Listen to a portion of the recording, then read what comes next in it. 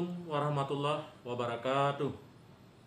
Keluarga besar Dinas Sosial Pemberdayaan Perempuan dan Perlindungan Anak Kabupaten Aceh Utara mengucapkan Selamat Hari Bayangkara ke-74.